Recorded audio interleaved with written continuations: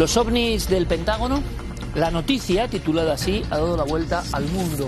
Y estos son los documentos gráficos obtenidos desde instalaciones verificadas al parecer de la Marina estadounidense.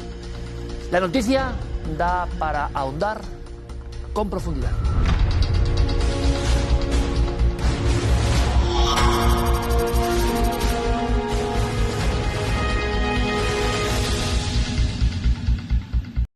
Buenas noches, bienvenidos a la nave del misterio. Ustedes nos lo pedían, lo comentábamos como evidentemente viñeta de la actualidad. Es curioso porque los ovnis, sean estos ovnis o no, han dado la vuelta de nuevo al telediario internacional. Todo el mundo se ha quedado un poco boquiabierto con esta especie de triángulos, de pirámides. Algunos daban explicaciones para una posible factura humana, otros pensaban que no, y lo importante quizás sea la procedencia. Ovnis del Pentágono, Javier Sierra, buenas noches. Muy buenas noches, Iker.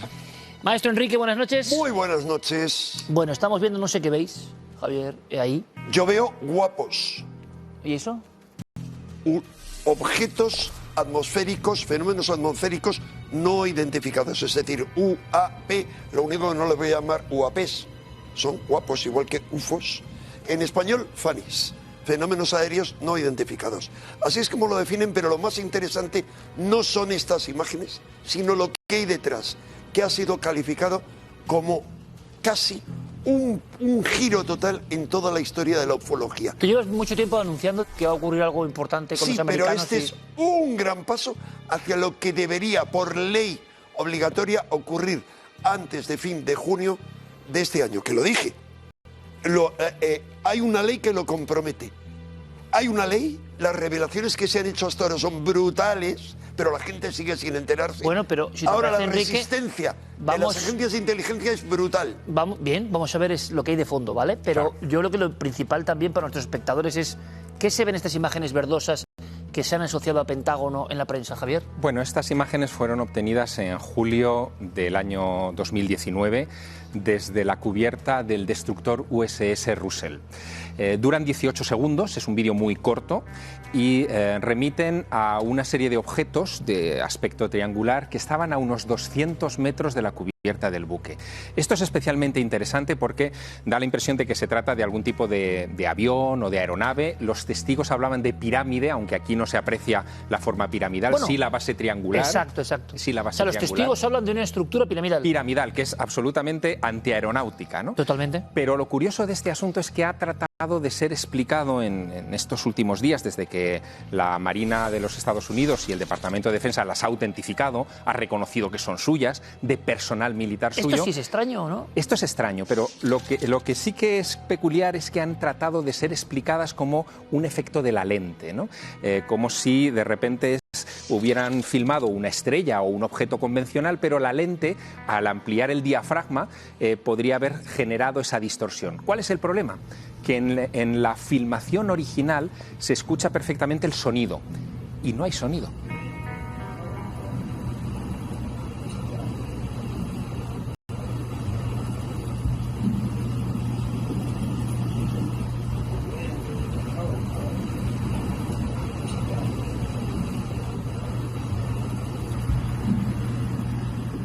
Aquello que está a 200 metros de la cubierta del buque, sea lo que sea, es una aeronave, pero no emite ningún tipo de sonido y no conocemos aeronaves tan absolutamente silenciosas como para que no dejen. Y tenemos que suponer, sonora. Javier, que esas tres luces, esas luminarias, enmarcan una estructura central, ¿o qué tenemos que suponer? ¿Parecido de los famosos ovnis de Bélgica? ¿O qué veían ellos exactamente? ¿Veían objetos por separado o un objeto que estaba circulando por esas luces? Ellos veían una pirámide resplandeciente que en su conjunto emitía flashes de luz. A diferencia de los triángulos belgas, bueno, que se hicieron muy famosos, sí, ¿no? Con esta fotografía, por ejemplo, no es una estructura triangular con luces en los vértices. Eso es lo que yo preguntaba. Exacto, sino que es una estructura absolutamente resplandeciente en sí misma, ¿no? Y tridimensional. Tridimensional, sí, eso es lo que describe. ¿Los testigos son de élite? Los testigos son de élite, son marineros del USS Russell, como te digo, y lo curioso es que estas imágenes fueron captadas en la costa de San Diego, California. ¿Tú te acuerdas que hace solamente unos meses, un año para ser exactos, la El Departamento de Defensa autentificó y llegó a colgar en su página web las imágenes de otros ovnis, los llamaban naves TikTok, porque no sabían qué otro nombre darle, que habían sido captadas en 2004. ¿Dónde? En San Diego, California, en las mismas aguas. Estas imágenes no han sido las únicas que se han entregado. ¿Hay más? También por parte del Departamento de Defensa se ha admitido que hay fenómenos aéreos no identificados en fotografías obtenidas también por personal militar. Vamos a ir viéndolas, fíjate, Javier. Por ejemplo, cuéntanos. estas fueron obtenidas, esto es muy curioso, por un piloto de combate de un F-18 Super Hornet en Oceana, West Virginia, el 4 de marzo de 2019.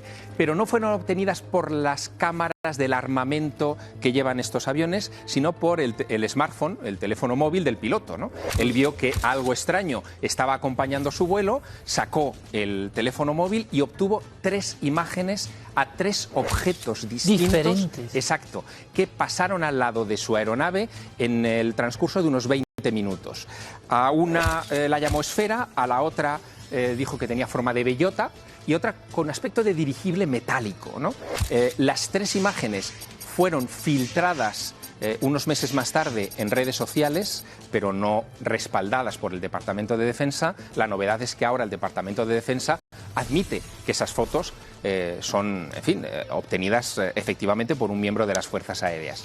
¿Qué es lo que está pasando? Que ahí es donde entraríamos en Bueno, había también, Javier, permíteme, sí, las 3 imágenes capturadas por el USS Omaha, nave esférica no identificada. Esas, fíjate, de toda la secuencia, a mí son las que particularmente más me extrañan. A ver, vamos a verlas. Es una esfera negra, efectivamente, es una esfera negra fotografiada desde la cubierta de un barco de combate moderno. Se mete en el agua. Exacto, se mete en el agua sin levantar salpicadura. Y lo que dicen las fuentes que filtraron estas imágenes es que se envió un submarino a reconocer el fondo del área donde había entrado ese objeto para ver si se trataba de algún tipo de proyectil o, en fin, de algo que hubiera quedado sobre el fondo marino. ¿Son las que más te impresionan? Marino, sí.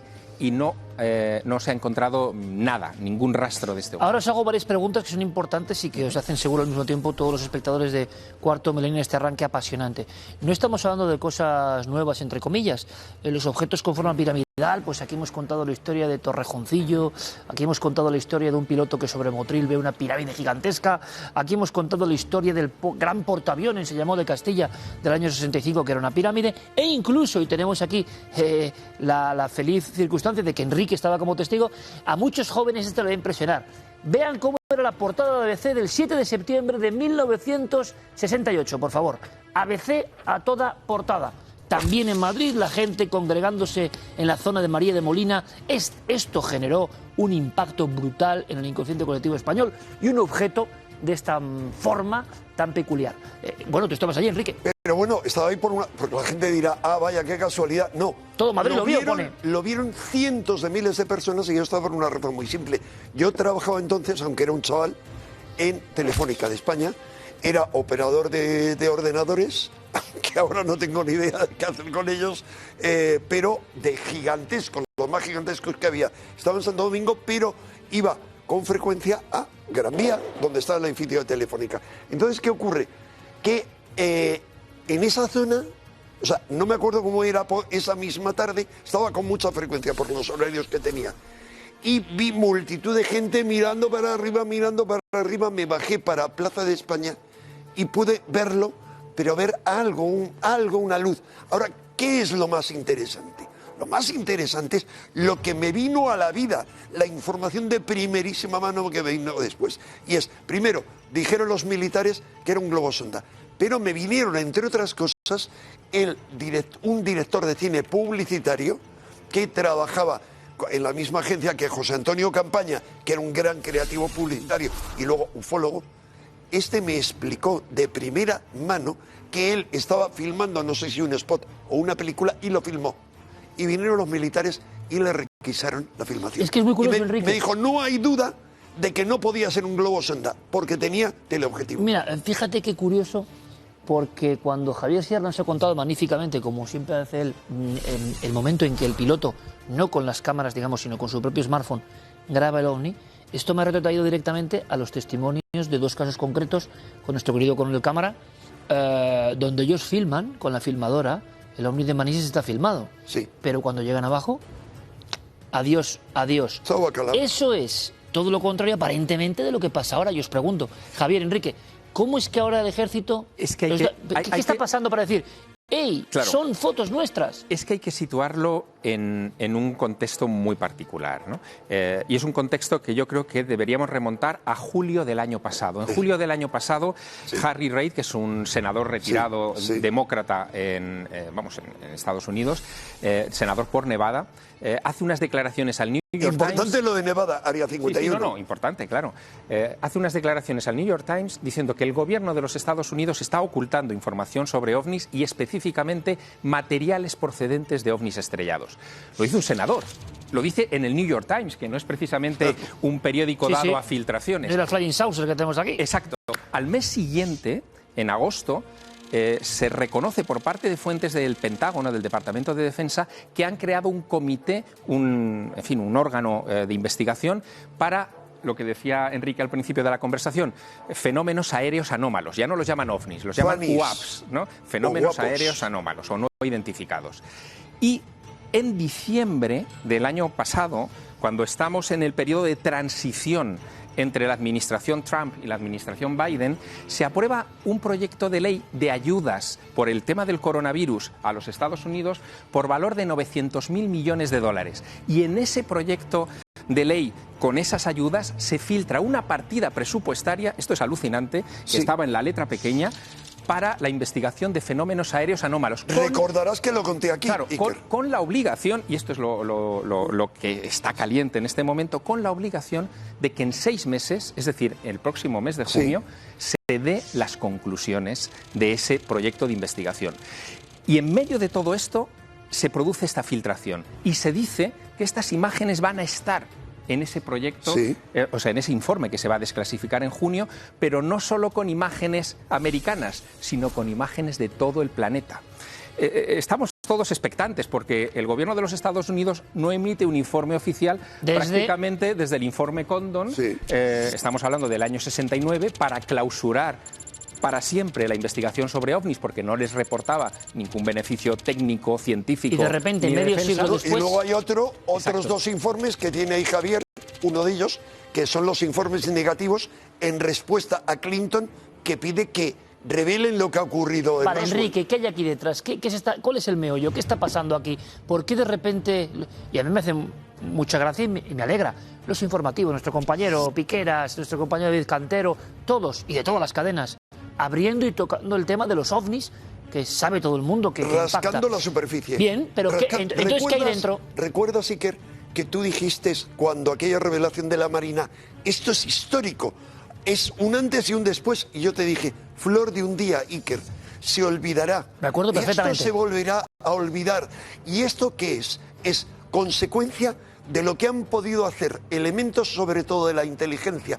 Yo digo de la información que tengo, inside information, información muy de primera mano, llegado a través de gente que trabajó para la inteligencia y para los ejércitos norteamericanos. Facciones, sobre todo dentro del ejército y dentro de otros ámbitos, que han influido en la administración Trump, no en la administración Biden, la administración Trump, que han forzado al último impulso para lanzar esto, porque lo había prometido la mano derecha de los Clinton y de Obama, ya sabes, Podesta, que, digamos, ligado a otros escándalos, él quería revelarlo. Y el propio Trump, en declaraciones, en un programa en el que se entrevistó con su hijo, él dijo, su hijo le preguntaba, bueno, ¿qué hay detrás de este asunto de los ovnis? ¿No? El hijo de Trump a Trump en una cadena de televisión. Y Trump respondió, bueno, yo voy a desclasificar lo que haya, es decir, que él ahí un poco se comprometió. Y bueno, yo no digo que esto sea consecuencia de una promesa presidencial cumplida, porque nunca se cumplen estas cosas. No, pero además nunca lo prometió. Sí, pero se ha generado una corriente que es la que nos está llevando a este punto interesante que veremos en que acaba en junio. So last question. Before you leave office, will you let us know if there's aliens? Because this is the only thing I really want to know. I want to know what's going on. Would you ever open up Roswell and let us know what's really going on there? So many people ask me that question. I know, it sounds almost ridiculous, but it's actually the real question I want to know. It sounds like a cute question, but it's actually, there are millions and millions of people that want to go there, that want to see it. I won't talk to you about what I know about it, but it's very interesting. But Roswell's a very interesting place with a lot of people that would like to know what's going on. So you're saying you may declassify? No. You'll take it? Well, I'll have to think about that one. Right? All right. Well, all right. So a couple.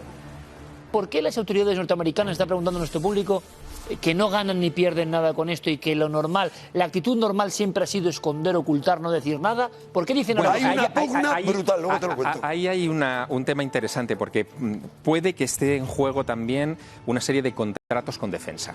Muchos de los personajes que han participado en esta polémica, desde Harry Reid a otros, son personas con intereses en industrias armamentísticas, que se plantean la cuestión de que esto que hemos visto en estas imágenes recientes puedan ser aeronaves ya no extraterrestres, sino chinas o rusas, de una tecnología muy superior, y que haya que desarrollar una tecnología capaz de contenerlas. Por lo tanto, estamos hablando de muchos cientos de millones de dólares para desarrollar armamento capaz de contener a estos UAP, a estos fenómenos aéreos no identificados. ¿Cabe la posibilidad, por tanto, no solo de ovni en sentido clásico extraterrestre, sino también de infiltrado terrestre? Cabe la posibilidad. Cabe la posibilidad, pero cuidado, ¿por qué algunos casos no lo son? Entre otras muchas evidencias, fíjate, lo que comentan en todos estos Tú has dicho que no informes, había dudas de lo que eran. no, es satélites. O sea, filmaciones y fotos de ovnis de satélites. Te recuerdo, Javier, un texto que tú has leído a fondo, que es la última obra en varios volúmenes de Jack Valley. Recuerda, ¿cómo se llama? Forbidden Science. Ciencia Son prohibida. sus memorias, son sus En uno de los libros de Forbidden Science, en 1988, él comenta una conversación con el gran físico del SRI, Puthoff, en el cual hablan claramente que hay un archivo, dice, de 2 pulgadas de grosor que detalla observaciones ovnis por satélites infrarrojos. Llegan a 3.000 millas sobre la Tierra. Los satélites los recogen cuando se acercan a la superficie terrestre y cuando se alejan. Es indiscutible Eso es. que, Tú has son, dicho que al ¿qué menos son? tienen capacidad astronáutica, sean terrestres o no. Y ahí hay 2 opciones. Una, que sean extraterrestres, o 2, que sean producto de una tecnología que se nos ha ocultado y que muchos afirman que existe desde los años 50 y que permite hace mucho salir al espacio. Una cosa u otra es un escándalo. Ahora, el escándalo, para mí, se frenará. Hay factores, luego si queréis os ¿Qué va a detallo pasar porque- ese día de junio? Ahora te lo pregunto, Enrique.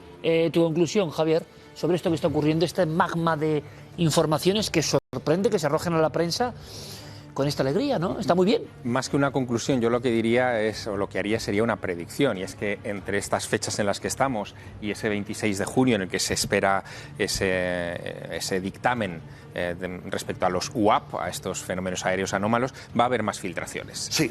Con toda seguridad. El problema es qué canal han seguido para hacernos llegar estas filtraciones, que eso también es curiosísimo. Un productor de televisión Que ya había estado... de bajo nivel, digamos, no un gran productor llamado Jeremy Corbell, que ha acudido a George Knapp, que es un viejo conocido nuestro, Enrique. Bob Lazar. Es el hombre que entrevistó a Bob Lazar, el hombre que en 1989 desveló la existencia del Área 51. Y que tenía razón. Y algo más. En eso No, tenía razón. Cuidado, y en otra cosa gorda tenía razón, que se ha ignorado, en la existencia del elemento 115. Sí, desde luego. Que era una cosa de locos.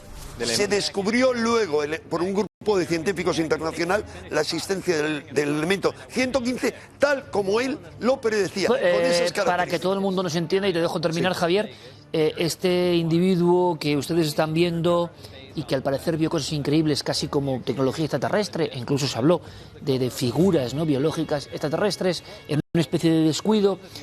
Bueno, todo el mundo, o el mundo más racional, dijo que no tenía ningún crédito. Con el paso del tiempo resulta que la instalación del Área 51 Claro. Se verificó tiempo después que era verdad, que no era ningún invento. Claro, él y afirmaba. además con los códigos de seguridad que él hablaba. O sea que Bob Lazar hablaba de un sitio secreto que luego existía. Lo de los ovnis... No, es que no estaban ahí. es lo que Es que decía- estaban en el S4 y en otros lugares procedentes de la base Wright-Patterson. por Claro, él lo que decía es que existía un proyecto de retroingeniería, Eso es. de duplicación de tecnología extraterrestre capturada de ovnis estrellados y que se estaba aplicando en secreto a modelos de aeronaves y de vehículos espaciales secretos. Eso es lo que él decía, y que eso se estaba realizando en el Área 51. Nadie le creyó en 1989, nadie creyó la emisión de George Knapp, de ese personaje que fue el que dio la exclusiva mundial. pero el tiempo le ha ido dando la razón en las cuestiones técnicas. Efectivamente existe el Área 51, todos los detalles respecto a ese elemento 115 efectivamente se han cumplido. Lo otro, lo de la retroingeniería alienígena, no se ha podido demostrar. Daría para un programa explicar lo que hay. Pero cuidado, ese personaje, George Knapp, el que hace esa filtración en el año 89, es el que ahora está filtrando esto. Qué raro, Cuidado, ¿no? cuidado. Son los mismos actores. Él y gente 30 de un años nivel, después. Y gente, o sea, él aquí abajo, y gente al máximo nivel. ¿Quién al máximo nivel? Él, la máxima autoridad en inteligencia de de la última etapa de la administración Trump. El DNI. ¿Qué es el DNI? Director Nacional de Inteligencia. ¿Qué significa eso? Es el jefe, el jefazo de 18 organizaciones o agencias de inteligencia, pues desde la CIA, la DIA, la NSA, etcétera, etcétera. La máxima autoridad. Y este que era, se llamaba John Ratcliffe. John Ratcliffe. Es el jefe de inteligencia retirado ya DNI, de Trump. Pero él lo que ha dicho es increíble. Primero, que va a poder decir más después de, él dice, 1 de junio. Pero segundo, que tienen sensores especiales, que hay muchísimos más casos de los que el público conoce y que es la obligación dar a conocer a el pueblo americano, we the people, como dice la Constitución, esta información que se les ha estado ocultando. ¿Por qué ahora sí y antes no? Cuidado, Es la gran ahora pregunta, ¿no? hasta él. Luego, si quieres, hablamos de quién es la nueva DNI, que es un genio. Mujer, primera mujer que ha sido directora nacional de inteligencia. Primera mujer que ha sido, entre otras muchas cosas, subdirectora de la CIA. ¿Y qué tiene que ver esta mujer con todo esto? Esta mujer es que es la que ha seguido a este. Y ella es la que va a tener que revelarlo junto con el jefe del Pentágono. Los Esto, dos. la fecha clave es 26 de junio. Sí, pero...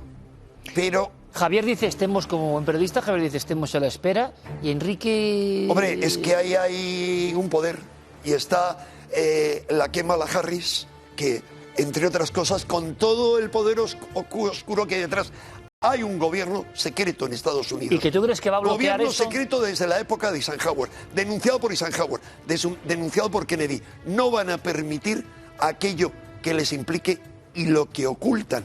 No extraterrestres solo, sino si han ido creando toda una tecnología, si hace décadas, como yo estoy convencido y muchos, tienen tecnología antigravitatoria, habría evitado todo el problema energético, estarían ocultando fuentes energéticas. O sea, es una ¿crees que hay una revolución una batalla entre dos familias irreconciliables bueno, dentro entre muchos entre factores, varias? sí, pero entre el gobierno secreto y el resto, gente que... Y el gobierno secreto tiene un poder tal brutal. Ahora, gente ligada al proyecto secreto, podríamos hablar de media docena, en el lecho de muerte han hecho declaraciones extraordinarias. Por ejemplo, Ben Rich, que Javier lo conoce muy bien, que fue, él es consejero delegado, creo que fue de la Lockheed, o sea, la principal contratista de defensa, y las revelaciones que hizo fueron brutales.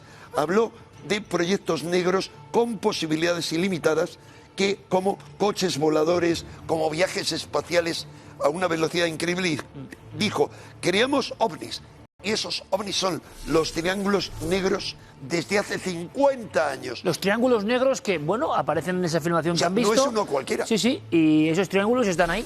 Vamos a hacer una cosa, Javier, como es lógico, el 26 de junio, muy atentos todos, tendremos que hacer quizá un programa especial viendo el material. Dejemos ahí la ilusión de que puedan ofrecernos cosas interesantes, No olvides, porque pocas veces se ha mostrado una situación así, ¿no? No olvides que en enero de este año, porque ya casi parece que es otra época, ¿no? La CIA desclasificó lo que... bueno, que tú te quemaste las pestañas viendo los informes, Tú me ¿no? dijiste, encárgate de mirar este material, ¿no? Sí. Y todavía estoy con ese, Había bombas, con ese bombas encargo. dentro. Sí, sí, pero... ha desclasificado 2.700, no son muchos, expedientes, dicen que son todos, enterarnos de lo que hay dentro. Porque hay un matojo de información burocrática impresionante. Exacto, pero eso forma parte también de este proceso. Está pasando es más esto. ruido que se está introduciendo en la maquinaria. ¿Esperas alguna bomba buena a nivel filmación, a nivel documento? Algo saldrá. Bueno, vamos a esperar. Enrique, gracias, maestro, como siempre. En junio nos vemos aquí, ¿eh? Bueno, nos veremos mucho antes, todos. 75 aniversario de los ovnis, ¿Sí? a los que hemos dedicado los tres Sí, señor. buena parte de Sí, nuestra señor. juventud y vida. Sí, señor, sí, señor. Y con la expectación de los primerizos para ver qué ocurre. Estaremos aquí para contárselo. Y si tenemos dudas, como siempre, diremos, bueno, nos parece o no. Ahora, ahí están las imágenes, han dado la vuelta al mundo. Porque hay una cosa, maestro Javier, que nada evita, ya he visto, me encanta. Esto irrita a muchos. En este mundo tecnológico y a veces para algunos hiperexplicado, aparecen los ovnis, y cuando aparecen los ovnis, os digo yo, no aquí en Cuarto Milenio, sino en la información cotidiana, todo lo demás languidece. Y a mí eso me hace esbozar una sonrisilla. El poder de los ovnis, sea lo que sean, están ahí, se presentan, hacen su guiño, y nuestros compañeros de informativos y de todos los medios, más serios, menos, saben que hay que acudir a ellos, porque el ser humano los necesita también. Necesita saber de ellos. A ver si en junio sabemos más. Gracias, compañeros. Os voy a... Mira, os voy a invitar... Voy a sacar aquí un ticket antiguo de cine. Os invito al Cineclub. ¿Os venís? Claro, por supuesto. Una película que habéis visto, de la que podríais hablar seguro y que os va a encantar, amigos míos. Gracias.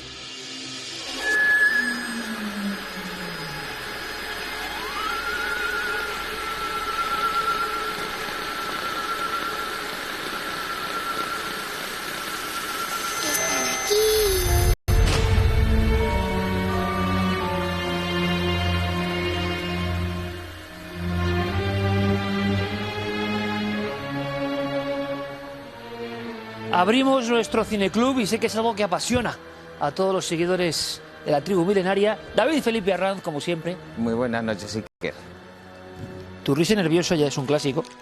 Bueno, porque lo tengo que confesar a los telespectadores, no le he pasado muy bien investigando esto a medida que obtenía información que, bueno, la realidad una vez más supera la ficción. Vamos a ver cómo conecta con otras tramas de lo fantástico y terrorífico, pero comenta a través de la verdad, que es lo interesante, ¿no? A través de los hechos, y de ahí mi miedo, vamos a decirlo así. Bueno, hablamos de una película tan absolutamente conocida que yo decía, observando la entrada al cineclub, ese cartel de Poltergeist con Caroline tocando la niebla de este viejo televisor, es un icono del cine mundial para siempre. Creemos saberlo casi todo en torno a Poltergeist. Y lo interesante con estas películas, como ocurrió con El final de la escalera, que son absolutamente generacionales, son monolitos, ¿no?, de la historia del cine, es que desconocemos muchas cosas. Y curiosamente, David, en el proceso de investigación, de búsqueda de hechos reales, que para eso está hecho el Cineclub, te has sentido realmente inquieto, pero de verdad, esto no es ninguna broma, ¿eh? Sí. Y tú sabes mucho de cine, y has hecho un montón de trabajos y de libros de cine, sí, pero es como descubrir cosas que no te esperabas, y está siendo la principal sorpresa, cosa que a mí me agrada porque sí, sabía que iba a ocurrir. Hechos humanos que son más espeluznantes que los del más allá, malas prácticas, faltas de respeto hacia los muertos, testimonios de familiares, cadáveres que se quedan abandonados en un cementerio sobre el que se construye una urbanización. Es decir, pensábamos, yo el primero, que Poltergeist era una magnífica película de terror, y resulta que las fuentes de información de las que bebe, que son el testimonio de Top Hopper, su propio testimonio, el testimonio de dos periódicos de Denver que atestiguan hechos que sucedieron en Denver, en Colorado, a finales del siglo XIX. Claro, con ese material te puedes imaginar la película que sale aquí, ¿no? ¿Fue un éxito Poltergeist? Vamos a empezar por la versión del celuloide. Fue un éxito. Spielberg, llamado el Rey Midas de Hollywood, todo lo que tocaba lo convertía en oro y convierte en oro. Y concurren dos genios. En este caso Top Hopper, el director de La Matanza de Texas, que sorprende a Spielberg la película porque dice que desde el terror Top Hopper llega al corazón, y es Spielberg el que le propone a Top Hopper dirigir Poltergeist. Y esa confluencia de genialidades, veremos que Poltergeist, y los amigos de Cuarto Milenio lo saben, combina al Top Hopper más sangrante, más escalofriante. Las escenas más terroríficas de la película corresponden a la mente de Top Hopper, y ese ambiente tan familiar para muchos de nosotros de Spielberg, donde un matrimonio con los hijos se superponen sus conversaciones, pues hay niños jugando en una avenida apacible, hay un final feliz, entre comillas. Eso es Spielberg. Esa confluencia del bienestar, de la comedia y de la ironía y del hogar de Spielberg, y el terror más espantoso de Top Hopper, da como resultado una película que sigue espeluznando a miles y millones de personas.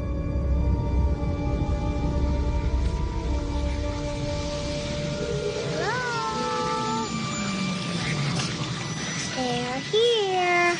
Sweetie, remember last night? Do you remember when you woke up and you said you were here?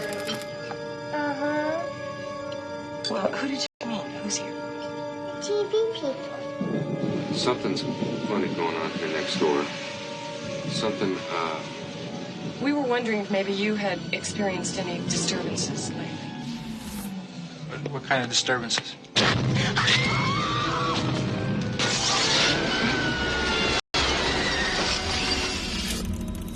Hay escenas que no se pueden olvidar. Esa niña que murió, cómo murió, de qué murió. Ahora comentamos la lista de víctimas de Poltergeist. Esa niña hablándole al televisor, el televisor hablándole a ella. Esa pila de sillas que se acumulan en la cocina repentinamente. Ese payaso que atrapa y quiere ahogar a un niño. Ese aparato dental que se convierte en una especie de enjambre amenazador. Esa persona que se despedaza la cara en el baño. Es decir, hay escenas que nadie que haya visto Poltergeist puede olvidar, pero todo tiene una base real y auténtica, y lo que interesa en el cineclub es bucear en los hechos. Bueno, me decían mis compañeros que están al otro lado de la cámara, que son fans de esta sección: oye, Iker, ¿es verdad que los esqueletos eran ciertos? ¿La piscina de barro estaba envuelta de cadáveres reales? Vamos por pasos, vamos al origen. El origen, vamos a directamente, me comentabas si tuvo éxito, éxito envuelto en polémica. La película era tan aterradora que Spielberg tuvo que luchar contra la asociación de directores que reparten la calificación de las películas, la MPAA, la califica de R. Es decir, tal es el pavor que produce que dicen que no, esto es una película restringida, y Spielberg empieza a mover sus hilos para que, y este es la gran fortuna o el gran shock, para que permitan que los niños vean esta película de terror acompañados de sus padres. Es decir, es verdad, es que así fue. Es que así fue, es decir, Spielberg convierte una película de adultos aterradora, restringida, gracias a los hilos que mueve, en una película recomendada parent guided, es decir, niños acompañados de sus padres. Esto es rarísimo, y me estoy viendo a mí mismo, con mi amigo Héctor, con mis padres, yendo como tantos. Es que vimos una peli porque era de Spielberg, el director de E.T., y de alguna manera, o el director de Tiburón, o el director de grandes espectáculos para la familia, y yo creo que te dabas cuenta del miedo que daba cuando estabas dentro. Y diría yo que toda una generación ochentera estamos un poco traumatizados por esa visión pronta, ¿no?, de Poltergeist. Eso pasa mucho, fíjate, en la época, esta es del 82, pero en el 79 ocurrió lo mismo cuando la Disney consigue recalificar, por ejemplo, El Abismo Negro, que es una película de terror espacial, y consiguen hacerla para todos los públicos acompañados de los padres. Claro, la cuestión aquí es, ¿un niño, por ir acompañado de sus padres, pasa menos miedo en una película de adultos que tiene efectos especiales terribles?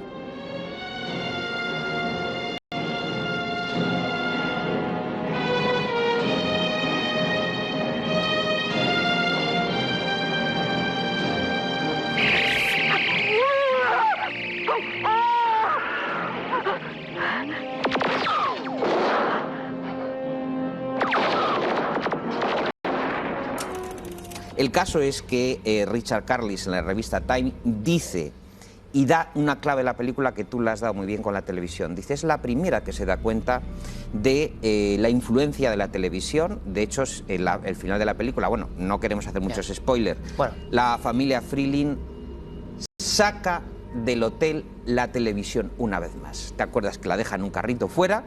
Y no quieren saber nada. Los espíritus entran a través de la televisión, es decir, es un canal de transmisión energético a través de la niña que actúa como mediación, como canal de transmisión.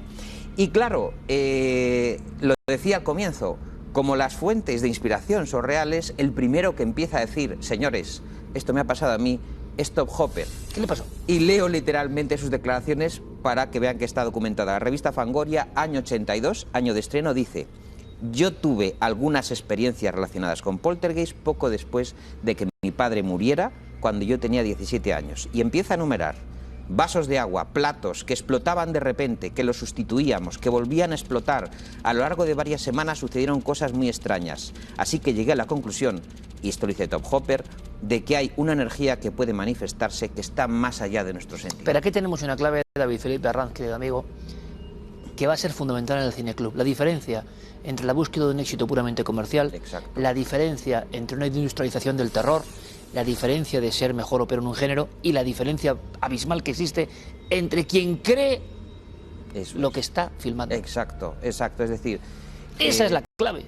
Top Hopper yo creo que tenía una visión mucho menos comercial que Spielberg. De hecho, Spielberg estaba rodando E.T., Spielberg estaba también colaborando con George Lucas en sus proyectos, pero es Top Hopper el que está obsesionado con filmar esta película y es quien se encuentra, y aquí viene lo bonito de Cuarto Milenio, la conexión con la mansión encantada en los estudios de la Universal, porque ocupa, señoras y señores, el despacho del viejo Robert Wise, el director de West Side Story, el director de Star Trek, que había rodado la primera película de Mansiones Encantadas, una adaptación espeluznante, algún día si quieres hablaremos de ella, que es La maldición de Hill House. Y documentado como nadie, Jackson. Que yo no tengo este libro, fíjate, tengo otra edición, pero ahí está. Y aquí está el germen, y la semilla aquí, amigo mío, de lo que es el cine de Casas Encantadas.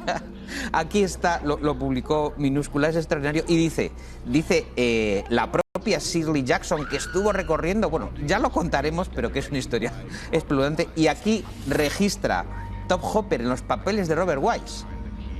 Teodora ha mostrado ciertas capacidades telepáticas, y en cuanto a Eleanor en el pasado, se vio involucrada en un fenómeno poltergeist. Año 58. Año 58, porque claro, la gente en 58 no estaba tan popularizada. No, quizás la primera vez que aparece el término. Exacto, es decir, no había esta popularización de lo que era un poltergeist, ¿no? Es verdad que con la película del 82 sí que se produce una eclosión. Tú fíjate cómo Top Hopper dice: con mi experiencia, los papeles de Robert Wise que encuentro en su despacho, cuando había rodado la mansión encantada. ¿Qué hace Spielberg por la parte comercial? ¿Te acuerdas de una serie que nos gusta mucho y seguro que a los amigos de la tribu milenaria también, que es En los límites de la realidad, claro. En blanco y negro? Claro. Bueno, hay un episodio que se titula The Little Girl Lost, la niña pequeña perdida, que habla de una familia que pierde a su hija al otro lado de la pared y que a través de un medium tienen que rescatarla, y este medium viaja a través de otra dimensión a recogerla. Año 62, adivina, adivinanza, ¿quién escribe esto? Richard Matheson, ese maravilloso escritor de terror de Casas Encantadas, que también había investigado los fenómenos paranormales. Y dice Spielberg: quiero volver a ver ese episodio. Lo pide 30, 40 veces, porque claro, los de producción decían, bueno, hombre, no será tan importante. Y dijo Spielberg: quiero ese episodio. Tú fíjate la de fuentes. En vez de una pared, la pantalla de una televisión. Para que sea tan perfecta esta película. Es decir, lo que queremos destacar en Cineclub es que las buenas películas tienen una documentación increíble, ¿no? Le dan el episodio, lo vuelve a ver y dice: esto me inspira. Quiero adaptar y ampliar este episodio que ha escrito Richard Matheson, que andando el tiempo, ¿tú te acuerdas de las versiones de Roger Corman, las adaptaciones de Edgar Allan Poe con el grandísimo Vincent Price? Hombre. El pozo y el péndulo, La caída de la casa Usher. Clásicos. ¿Quién adaptaba a Edgar Allan Poe? Richard Matheson. Es un club. Es un club que sí, está en Hollywood diciendo: he de contar cosas reales. ¿Cuáles son los casos reales de la mansión en la que se basa Poltergeist? Bueno, que se prepare la audiencia. A ver, el material que tenemos aquí hace alusión a algo que ya habíamos apuntado en la adaptación de Al final de la escalera. ¿Se acuerdan ustedes? Cheesman Park, ese cementerio de Denver, Colorado. Ay, amigos, vuelve a conectar el cine con la realidad. Resulta que las atrocidades cometidas en Cheesman Park, ya desde tiempos de su fundador, de la fundación de Denver, un senador que arrebata a los indios, esto está documentado, que rompe el tratado de Fort Wise, hablamos de 1861, que se firma con los indios arapahoes, con la tribu de los Cheyennes, diciendo: bueno, ustedes van a ocupar nuestras tierras, pero los Cheyennes y arapahoes dicen: bueno, acceso a los territorios de caza, reubicación de la reserva, que nos permitan alimentarnos. El gobierno de los Estados Unidos rompe el tratado. Los indios empiezan a pasar hambre. Los indios mueren. Los indios son enterrados de mala manera. Hay otro episodio más sangriento.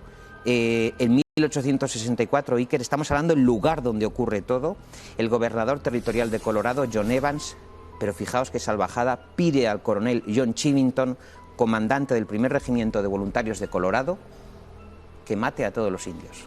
A todo el que vea, dice, a cuantos cheyennes y arapahoes encuentres a tu paso. Lo hace. La caballería mata a mujeres, hombres y niños inocentes en una masacre que se llama la masacre de Hangate. Esto ocurrió, el lugar ya empezamos mal, Iker, queda maldito. Claro. Es decir, lo hemos dicho en este programa, ¿por qué de las maldiciones indias?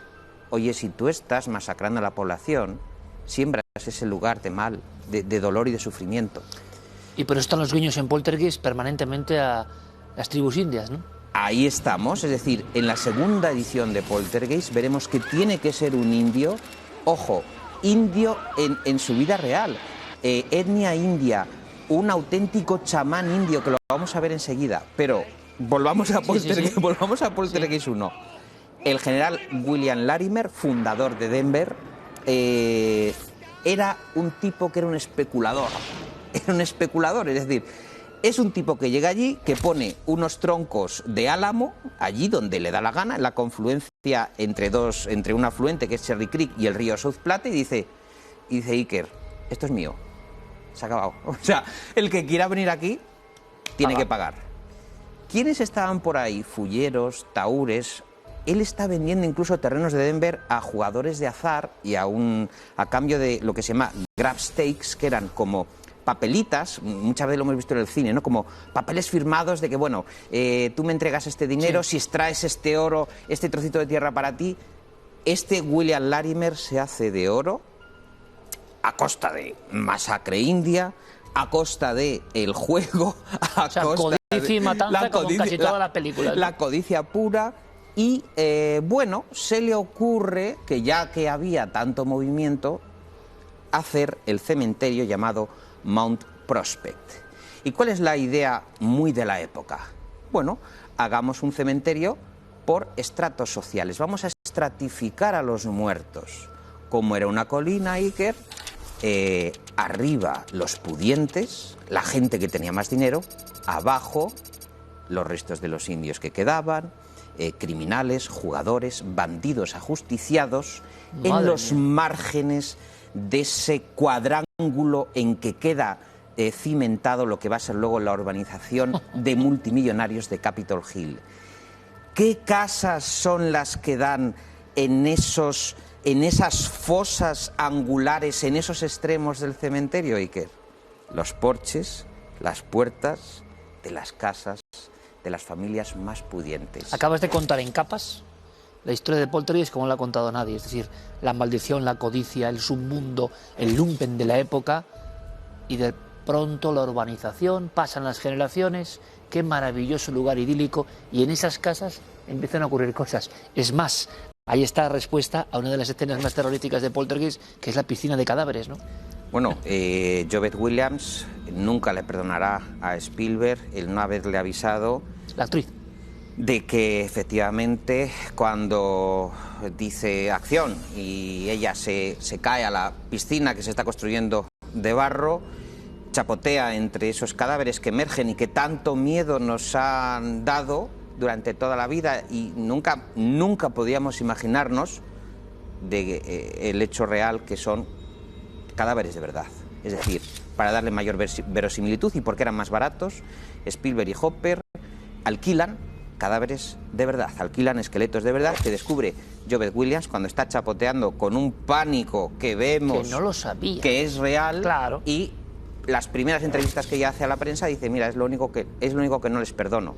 Tal es así que se monta una pequeña protesta en la segunda parte porque los productores deciden que fue tan eficaz el uso de los cadáveres que vuelven a las andadas. Y ahí el reparto dice, oye, o exorcizáis esto o hacéis algo, pero nosotros no vamos a seguir. Es un estilo William Friedkin, el exorcista, Exacto. de hacer pasar auténtico sufrimiento para reflejar el miedo real. Sí. Querían reflejar el miedo real. Heather O'Rourke, la niña. Que muere con 13 años de la enfermedad Crohn, mal diagnosticada. ¿Qué le pasó realmente? Bueno, tuvo una mala diagnosis, tenía una enfermedad de Crohn, la croncolitis, y murió con muchos dolores, murió muy enferma, porque no supieron tratarla bien a Heather O'Rourke, y la vamos a ir viendo en esa segunda y tercera parte cómo tiene la carita hinchada, en la última parte está malita, ¿no? Las escenas de terror, Spielberg tiene que ir a consolar y a arropar a Heather O'Rourke porque no podía soportar el rodaje de las películas. Bueno, como casi nadie del reparto, como hemos visto. Pero te voy a contar, Iker, lo más espeluznante que yo he investigado de este cementerio. Aquí viene dos diarios que quiero hacer un homenaje a los periodistas, que tú y yo lo somos, de Rocky Mountain News y de Denver Republican, que dicen los primeros, en la época: señores, aquí se están haciendo las cosas mal. Aquí, en la época. En la época ya hay una denuncia, Iker, porque hay periodistas y reporteros que dicen, pero bueno, esto es un lío tremendo, es decir, muertos sin lápida, desórdenes, incluso hay profanadores de tumbas en 1866 denunciados por la prensa, un fabricante de ataúdes, que esto es un juego perverso, que los propios fabricantes de ataúdes, los guardianes de los cementerios que tenían a su cargo, pagados por el Ayuntamiento de Denver, la obligación de cuidar de los muertos, los saquean. Pero hay, amigo, que son las primeras víctimas de las apariciones.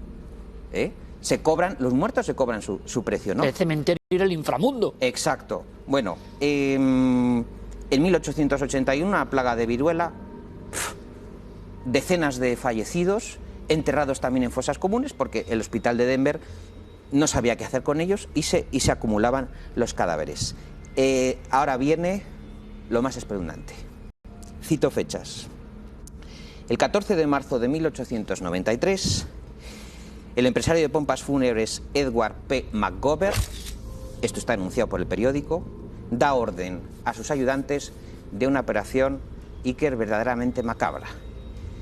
Cortar en 3 trozos cada cadáver para conseguir multiplicar por 3 el traslado de esos cadáveres del cementerio a otro más adecuado, de Riverside, para lucrarse con los muertos. Esto es un caso insólito, es decir, un tipo completamente corrupto, pagado por el ayuntamiento, pagado por el alcalde, que denuncia a los periodistas porque van allí y dicen, pero este señor está desmembrando los cuerpos para repartir cada cuerpo en 3 ataúdes. $1,90 cobraba este señor, que es un poco, este Edward McGovern, si te acuerdas en Poltergeist, el ambicioso constructor que decide construir sin sacar los cadáveres. Bueno, pues hasta esto es real, hasta este personaje es real. Bueno, es tan espeluznante que The Denver Republican, insisto, denuncia la operación del perverso McGovern. ¿Y dónde está el fallo? Efectivamente, se le para de esta operación diabólica, pero lo que es, Iker, la dejadez humana, que se dejan 2.000 cadáveres enterrados. Es decir, que lo que hace el ayuntamiento en 1893 es, bueno, no pasa nada. Y ahora viene lo bueno. Testimonios desde 1893 hasta hoy, 2021, que aseguran, que dicen que ahí pasan cosas. Y en las casas, claro. En las casas. I don't know what hovers over this house. I've never sensed anything like it. That thing is in there with my baby. They're hungry. Now Steven Spielberg crosses a frightening new threshold into a world within our own. Its form is revealed. What is it? Its focus is clear. And the games are over.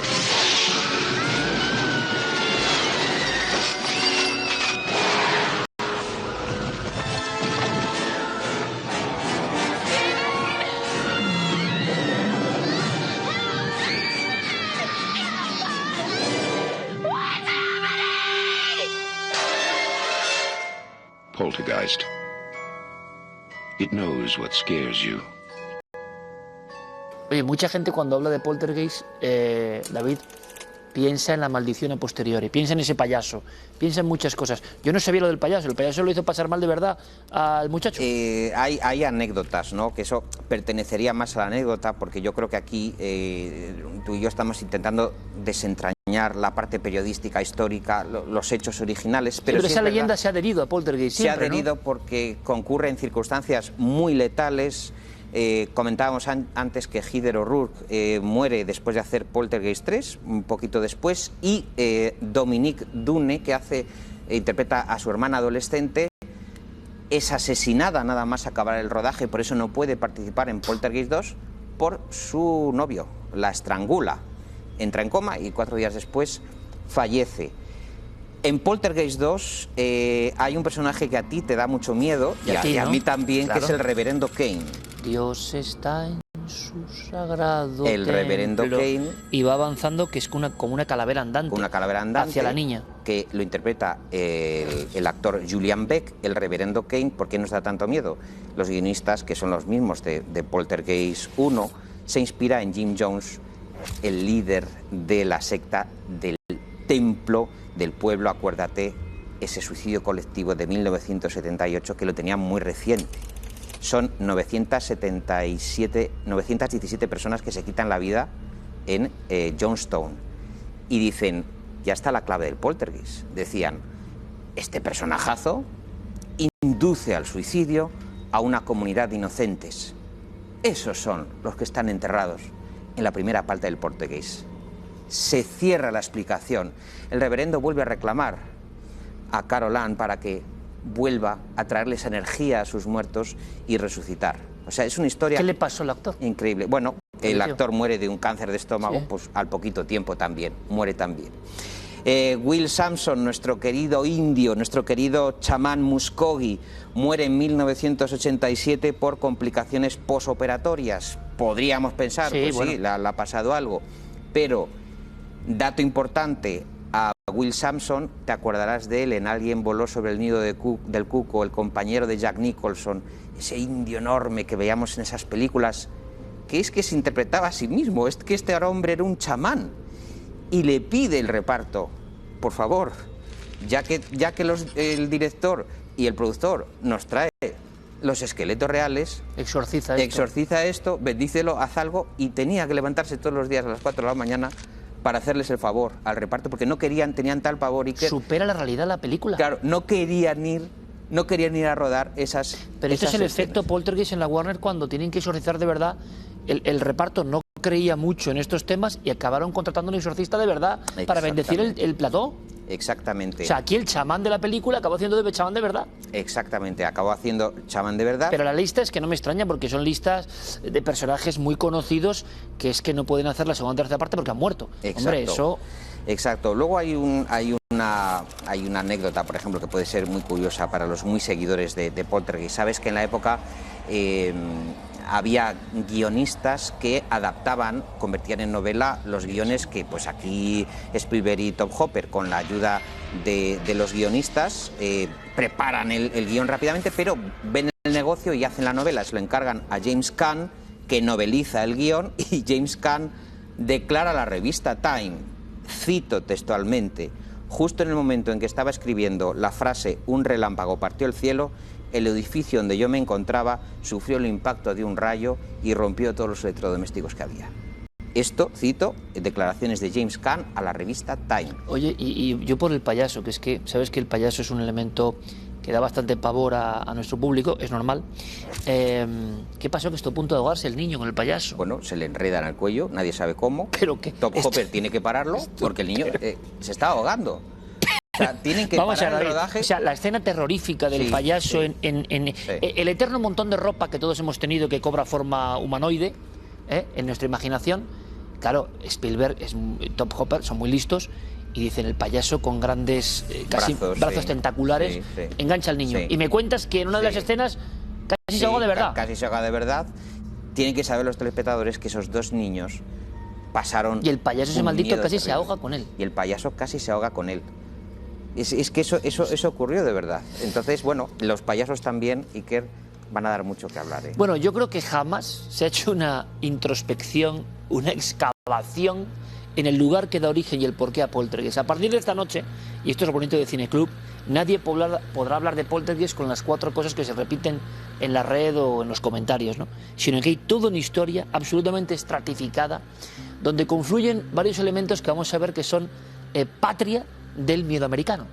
La maldición, la codicia y la casa donde luego ocurren cosas. Y los nativos americanos. Y los nativos americanos. Exacto. Es decir, las tierras arrebatadas a los originales habitantes de América que fueron traicionados por el gobierno de los Estados Unidos, que fue violado un tratado de convivencia, que los condenaron al hambre y al exterminio y que ellos de alguna forma fueron masacrados y que, bueno, siguen de alguna manera, vamos a decir, clamando justicia.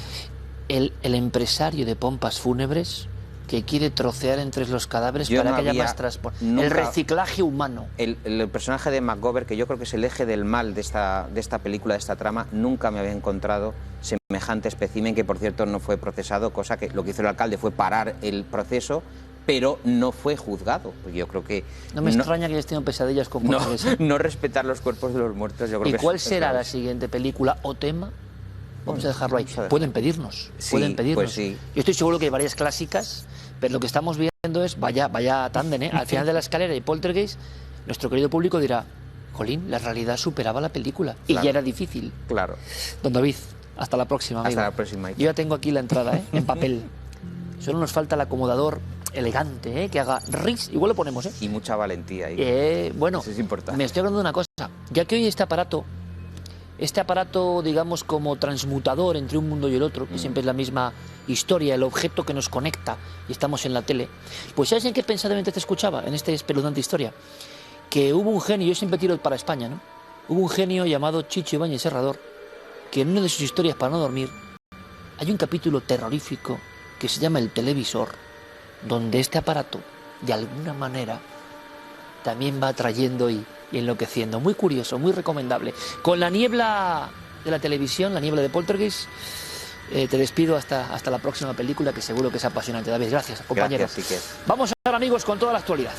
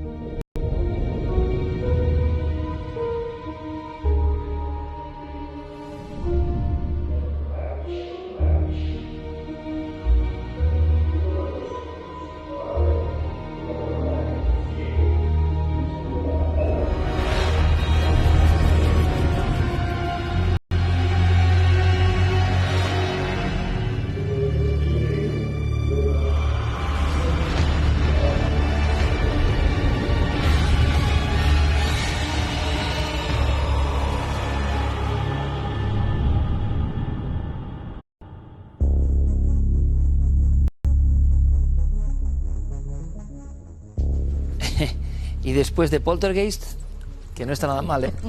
¿Quién olvida? ¿Cuál es tu escena más terrorífica de Poltergeist? La más terrorífica. La más terrorífica. Bueno, es que hay varias, hay que es muchas. muy difícil.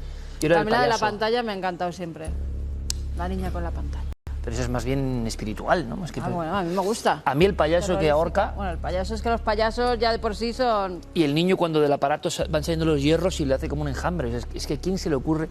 En fin, puede que en Viral haya algo superior a todo eso, porque... Pues no sé. Ya sabes que aquí cada semana es una cosa diferente. Aquí unos bichos rosas, que es el espanto. Esto es el espanto de por sí. ¿Es el espanto? Sí, es el espanto. Pues vamos con el espanto. Es Hunan en China. ¿Sí? O sea, que nos suena ahora a todos. Antes Hunan decíamos Hunan, pero ahora nos suena a todos. Lago, ¿no?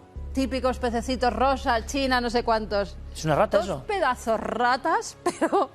¡Ay! Es que me da mucho asco. Cazadores de peces. Pescando, o sea, que se comen los pescados, Hombre, claro, mira. y que... Que yo no sabía que las ratas nadaban. Hombre, pues que Mira, no, mira hombre, que- ¿cómo no van a nadar las ratas? Pero que Tú parecen también. perros, que son Ya, así. eso sí. O sea, ¿tú has Parece visto? la- Mira, mira, mira. Ay, qué asco, Parece por la- Dios. la- El tamaño de las ratas y cogiendo a los pobres pececillos. Parecen aquellas ratas que dijeron que se encontraron debajo de algunas ciudades de la antigua Unión Soviética, ¿no? Totalmente crecidas, o las ratas de la India. No, no lo sé, que pero la rata mira, de 30 kilos. mira cómo son, o sea, a mí es que esto me ha puesto los pelos de punta. Ahora, ¿cómo cazan, y luego esas No, las que ves, a mí están me en el impactan mercado, tanto. a mí es que me dan mucho asco. No me dan tanto asco las Ay, ratas a mí. ¿A mucho. ustedes? ¿A ustedes? ¿A mí no? Yo no puedo, o sea, a mí ponme 100 arañas, pero no me pongas estas cosas. Bueno, Qué bueno, asco, bueno. por Dios. Como el Martín Pescador, pero en rata. Calla, calla. Rata no, pero otra cosa. ¿Tú te acuerdas de hace años cuando íbamos por el desierto de Atacama, en Chile? Sí. Que íbamos en el coche, iba nuestro guía llevándonos y contándonos Cañarte, una el gran historia. Cañarte. Y contándonos una historia de una familia que cuando iba por el coche, ¿qué vio pasar? Un dinosaurio. Ahí está. Y que tuvimos una hora de risa. Ahí está. ¡Ey! Un vecilo, ¿cómo se llama? Velociraptor. Velociraptor. Ahí No está, me ahí lo está. puedo creer. Míralo. Velociraptor. 3:40 de la mañana. No me lo puedo Florida. creer. Ahora, en Esta Chile... casa... es en Florida. Es en Florida. También puede pasar de todo, ¿eh? Esta casa tiene las cámaras de seguridad y de repente ve ¡Qué que a esa bueno! hora ¡Qué hay bueno! Jurassic Park, ¿no? Que los vemos ahí corriendo. El Velociraptor. También Bueno, vimos la durante el semana que viene hablamos confinamiento- de Elon Musk, que dice que quiere hacer un Jurassic Park también. Pues fíjate. Vimos durante el confinamiento algunos que se ponían el disfraz de Velociraptor. No sé, en este caso... ¿Qué otro animal pero, oye, podría ser? Pues no corre sé. de una manera un poco... Habría que preguntárselo a Alex. Mira, mira, mira, mira, mira. Y lleva como algo, ¿no? En la espalda. a mí me como parece un algo poco caimán blanco. también, que en Florida hay muchos, ¿eh? Pero bueno. Pero un caimán un Ahí poco está. alto, ¿no? Puede ser. Bueno, a ver, venga, ¿qué más quieres? no sé. Tenemos la playa, también es Florida, ¿eh? Pero la playa con un portaaviones ahí, ¿qué es eso? La Ah. playa, pues que estaban precisamente haciendo una exhibición de aviones antiguos. Y tan antiguo Que se cae. no funcionó. Y fíjate, toda la gente en la playa, tú imagínate que estás ahí Pero ese que está en la ahí, playa el de... que está ahí con el flotador. Sí, pero es que mira, mira, mira los que están aquí las cabezas, que es que cae encima de sus O cabezas. sea, perdónenme, pero estás en la playa y te viene un avión encima. Claro, y de repente ves que te viene un avión, además, como de la Segunda Guerra Mundial, que dices, hay otro, esto es en la una lejanía hay escena otro. de otro tiempo. Bueno, todavía no han podido sacarlo de que se han callado ahí en la arena. Parece una Decía escena que precisamente tipo Pearl intentaba- Harbor, ¿no? Intentaba llegar al aeropuerto donde había salido para ver si le podían arreglar el motor, pero viendo que no llegaba, pues dijo, pues mira, en esta playa voy Y a ver se ha si amerizo. convertido en viral porque, claro, es un avión antiguo, una escena que parece de película, y fíjate los tipos ahí Hombre, es bañándose. que tú imagínate que estás en la playa ahí con tu familia, comiéndote el bocata calamares. Pues y en de Florida repente, el agua está fría, ¿eh? Y de repente solo iba el piloto, que no le ha pasado nada, ha salido ahí. Pero mira, mira, mira, mira la Mira niña este que señor, dice, este señor. me voy a meter al agüita a refrescar. Claro, ¿ves? Este señor que está aquí con la colchoneta. Este que está con la colchoneta. Este está con la Se ha ahogado directamente. Se ha ahogado, se ha ahogado. Sí. Y aquí, venga niña, para atrás, Decía, para atrás. que se ha caído un un avión. avión, que se ha caído un avión. Espera que le Madre haga una foto. No te creas tampoco que La viralidad si explota o algo da igual, porque primero es sacar el es la móvil. foto. La noche. Esto es la noche y esto es que se está investigando. Además, ¿Sí? fíjate, ocurrió el 29 de diciembre. Esto es Hawái. Hay unas filmaciones de un objeto azul ¿Sí? que sí que es cierto que se empezaron a transmitir por las redes sociales, ¿no? Enseguida, Ay, porque hubo mucha gente que las grabó. qué curioso. Hasta tal punto que las mandaron a aviación, tanto civil como militar, para ver si era algún tipo de prueba, si era algún avión, si eran algunas prácticas. Bueno, ahora han salido los informes que dicen que absolutamente ningún avión ni ninguna prueba balística ni de ningún tipo se estaba realizando ese día, en esas coordenadas, en esa jornada, en esa noche. ¿Qué puede ser? Por el momento no lo saben, lo están investigando. Objeto volante no identificado, que además, según los testigos, dicen que acaba en el mar, Qué que curioso. acaba estrellándose en el mar. Bueno, las fotografías de ovnis que hemos visto, que vienen del Pentágono, Sí. lo que contaba Javier Sierra, que las más interesantes son las de los objetos que se meten dentro del mar. Pues lo mismo. Decían que si podía ser algún tipo de, no basura espacial, Es un azul intenso. pero ¿eh? algún tipo de globo de internet, Sí. que parece que se grabó en otras ocasiones, pero en este caso parece que no coincidían, y que los que han sido preguntados además por las fuerzas oficiales sobre si podían estar sobrevolando en esas coordenadas precisamente pues algún tipo de satélite, todo lo han descartado. Así que está en investigación todavía, a ver si logramos verificar qué es. Y esto es Brasil, y esto tiene que ver con la Ya. pandemia y con algo horroroso. que son 3 niños, 3 hermanos de 1, 8 y 11 años que iban a ser sacrificados directamente por una secta. Sacrificados, habían hecho un círculo en el suelo, es el norte de Brasil.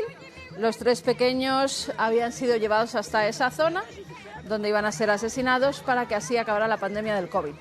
Según esto las lo hacía la creencias, secta. Sí, Podían según exterminar a la secta más que a los niños, ¿no? las creencias que tenía esta gente para que no tocara a los familiares, a los De verdad. miembros de la secta. Un vecino que estaba viendo lo que iban a hacer con los niños fue el que da la voz de alerta y el que incluso va allí antes de que... Has visto que ya estaban ataviados con túnicas y estaban dentro del círculo, iban a ser asesinados y por fin logran rescatar a los 3 pequeños que, bueno, ahora ya están a salvo. Pero imagino que harán algo con toda esta gentuza, ¿no?, de la secta que estaba ahí. Me imagino, claro. Han sido detenidos.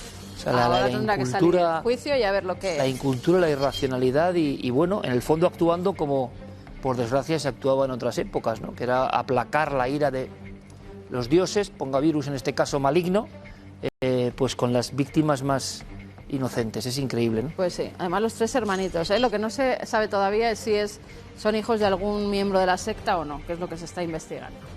Venga, vamos con el informativo. Venga. Vamos a comenzar en Sevilla, ya que en el Real Alcázar se ha hallado un sarcófago de plomo con los restos de una niña de unos 5 años. La pequeña estaba metida en un ataúd de madera y a su vez en uno de plomo que, según los primeros informes, puede datar de la época medieval. Según los arqueólogos, con Miguel Ángel Tavales a la cabeza, es la primera vez que allí se encuentran restos humanos y la niña podría ser la hija de una familia muy destacada de la época. Los restos óseos se encuentran en buen estado de conservación e incluso el cráneo conserva aún mechones de pelo. Además, hay restos de la vestimenta, un par de botones de nácar y los zapatos que portaba durante su inhumación. Ahora será sometida a análisis radiocarbónico para intentar averiguar su procedencia, linaje, patologías e incluso su dieta. La verdad, sí que es que se han quedado muy asombrados porque son unas obras que estaban haciendo de los azulejos y de repente no esperaban encontrarse de plomo, que yo por Andalucía algún enterramientos. caso más, sí, sí. Pues plomo, pero dentro había un ataúd, ¿eh? Sí, sí. Y una niña que debía ser importante para ser preservada de esa forma así. Nos vamos a poner, fíjate, mira qué curioso, en la piel de un lobo salvaje, para ver cuál es su día a día, cómo caza, dónde duerme, si se relaciona con la manada, y todo gracias a una cámara que le pusieron a un macho en un collar. Gracias al proyecto Voyager Wolf Project, un lobo de Minnesota mostró a los investigadores la capacidad de adaptación que tienen estos animales y cómo incluso son capaces de capturar un pez en pocos segundos. Varios ejemplares de diferentes manadas fueron equipados con collares GPS, con el que han trazado pues una especie de mapa para saber los territorios por los que se mueven. El estudio quería ver cómo se comportaban, sobre todo en verano, ya que se sabe que en el invierno tienden a formar manadas que les permiten cazar presas grandes como ciervos y alces. Pero al llegar la época estival y tras nacer sus cachorros, se vuelven más solitarios. Gracias a estas imágenes se ha podido ver cómo cazan pequeñas presas, duermen resguardados, recorren decenas de kilómetros, pero siempre dentro de unos límites, y lo que más ha llamado la atención es cómo pescan. ¿Has visto que mete la cabeza y hace pum? Lo hacen mejor que las ratas, casi. Sí, a mí, con más fíjate, grandeza. estos me gustan Pero fíjate, más. esto es muy interesante, me da para un tema con Alex maravilloso que teníamos ahí pendiente, y es que los GPS, acoplados a los animales, la innovación tecnológica acoplada al mundo más natural, yo me está quedando hipnotizado como mucha gente. O sea, estás con el lobo, ves su barba, es alucinante, ¿no? Fíjate, ellos, los investigadores que están haciendo esto, van a poner ahora GPS y cámaras en más animales. Y claro, esta era la primera vez que lo ponían. Dice que van a recortar un poco las barbas, las melenas yo no la recortaría, me parece maravilloso. Para que se pueda ver mejor todo lo que están grabando. Fíjate, lo que te quería decir es que, y a todos los espectadores, por supuesto, ¿tú te acuerdas cuando con uno de los grandes especialistas en lobo hablábamos de cómo les impresionaba que viendo el GPS algunas manadas de Castilla y León seguidas por el tema de GPS hacían ciertos recorridos que no les voy a adelantar nada, pero tenían mucho que ver con lo mágico, o por lo menos con lugares de poder para los primeros seres humanos de la Comunidad de Madrid o de Segovia, y que curiosamente aun siendo territorios que les proporcionaban más tiempo y más esfuerzo, de alguna manera tenían sus hitos y no lo entendían. O aquella lincesa que recorrió 600 kilómetros sola para volver al lugar donde nació. Llevaba un GPS y los científicos alucinaban. Es un temazo experimentos que se han hecho con el seguimiento a animales para ver su comportamiento y se han dado cuenta que los animales a veces tienen comportamientos gregarios o solitarios bien extraños, bien misteriosos y relacionados con una parte de la Tierra y del entorno que no sabemos nosotros leer ya, ¿no? Hemos perdido esa conexión. Qué bonito, qué tema más bonito. ¿Has visto? Sí. Vamos aquí. En Gran Bretaña se ha descubierto un gran edificio romano que, según los expertos, puede ser un santuario religioso. Gracias a las obras que se estaban realizando para construir una urbanización en la ciudad inglesa de Scarborough, ha salido a la luz un gran complejo de edificios que incluía una sala central circular con una serie de habitaciones a la entrada, así como una casa de baños. Los arqueólogos creen que podría ser una villa romana perteneciente a un personaje adinerado que pudo ser adaptada posteriormente con fines religiosos. Y aquí es por primera vez cuando se ha descubierto una edificación de estas características que tiene a los arqueólogos entusiasmados, porque nunca antes habían descubierto un santuario que creen que es un santuario religioso así, pero claro, han tenido que parar las obras de la urbanización, que ahora tiene que hacerse alrededor, Lo que suele pasar. Y esto lo van a dejar sin tocar porque está maravillando y está intentando entender esa cultura precisamente en esas tierras de las que no se sabía tampoco, según los arqueólogos, mucho. Se ve a ellas por una canción, creo que de Simon y Garfunkel, ¿no? Muy famosa. Mira, acabamos con un modelo biomecánico de Tyrannosaurus Rex, que muestra que este animal era igual de lento que el ser humano. ¿A que tú creías que siempre iba corriendo muy rápido? No, quizá... Bueno, sí, Hombre, la verdad es que sí, sí, sí. Visto ahí sí, un poco rápido, un poco rápido. Tampoco como el velociraptor de antes, pero un poco rápido. La velocidad natural al caminar de los tiranosaurios era de 4,6 kilómetros por hora, casi la mitad de lo que creían hasta el momento los paleontólogos. Este estudio, publicado en la Royal Society Open Science, ha contado con el trabajo de un equipo que desarrolló un modelo biomecánico del carnívoro en base al fósil de una hembra de Tyrannosaurus Rex de 6 toneladas y 13 metros de largo, llamada Trix, cuyo esqueleto completo fue hallado en 2013 en Montana. Los investigadores reconstruyeron en 3 dimensiones el cuerpo del dinosaurio en movimiento y estimaron el ritmo del balanceo vertical de su cola suspendida por unos fuertes ligamentos similares a una banda elástica entre cada una de las vértebras. De esta forma, al sincronizar la frecuencia del vaivén de la cola con la longitud de los pasos, los científicos concluyeron que su velocidad debió de ser de 1,28 metros por segundo. O sea, que esto es como yendo de paseo nosotros. Bueno, vean ahora, por favor, con mucha atención, un coche maravilloso. Le decía a mi compañero Manu Fernández, a mí que me gusta mucho, no sé, la estética de los coches de cierta época, teníamos que hacer un recopilatorio, un día lo hago, de los coches maravillosos que han aparecido en recreaciones de cuarto milenio. Íbamos a alucinar. Han pasado algunos clásicos, Total, la camioneta de Max Iglesias, el Simca 1200 de los chicos perseguidos por una Imperial Lanza. Se ha habido de todo. El de Kennedy, ¿no te acuerdas que también trajimos a Plató, es verdad, el de Kennedy? Es verdad. O sea, todos los modelos, Barreiros, Renault, SEAT, todo lo que ha habido, casos genuinos. En este caso es Francia. Qué maravilla. Tiene que ver con esto, tiene que ver con este libro, pero no les voy a contar casi nada. Y tiene que ver con esta increíble revista, la más importante en su tiempo del tema OVNI, la Flying Saucer Review. Encounter with Devils, encuentro con demonios. ¿Cómo es posible? ¿Qué es esto? ¿Qué tiene que ver? Bueno, vamos a empezar la historia con un coche, si les parece. Es que es tan bonito, tan imperial, el Citroën DS o Tiburón es protagonista, en cierto momento, de esta mini película que vamos a vivir todos juntos. Véanlo.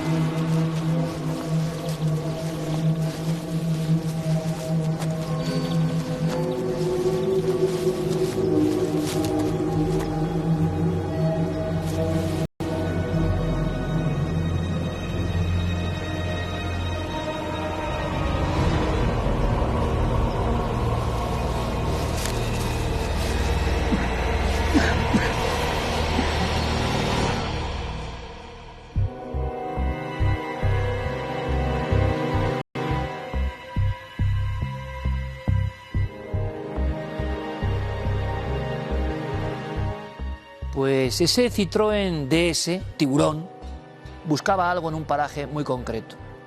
Y créanme que para mí ha sido una sorpresa porque recientemente, buceando entre libros e historias, yo también he descubierto algo.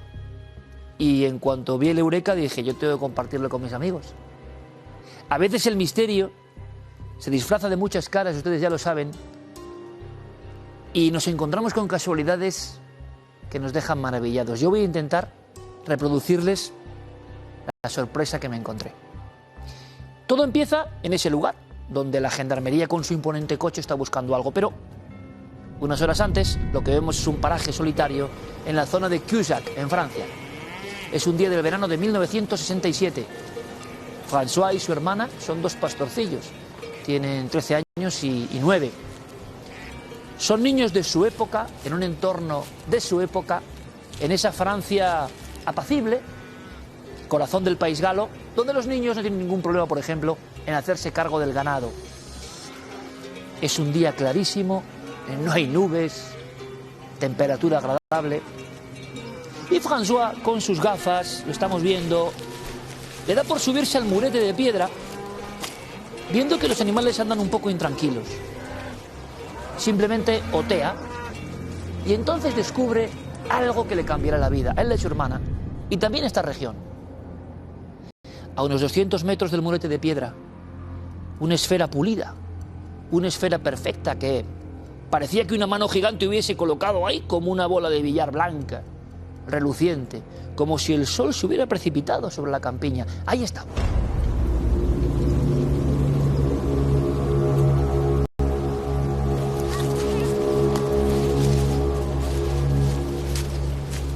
Los niños se quedan observando y entonces ven que alrededor de esa especie de círculo hay otros niños.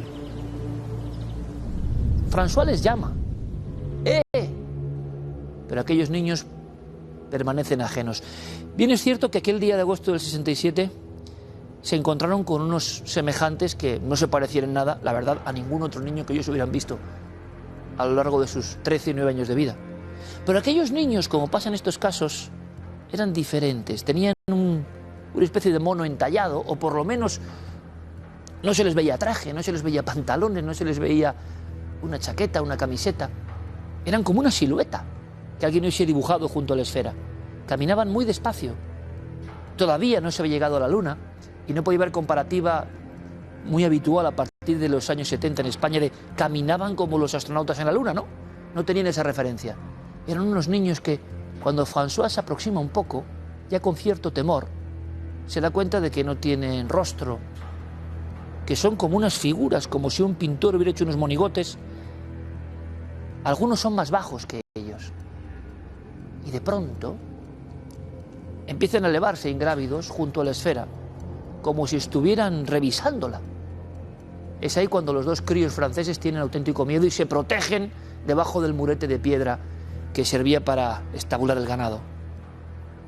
Yo me he preguntado tantas veces sobre este caso, que es un clásico. ¿Qué veían estos muchachos? ¿Qué estaban viendo?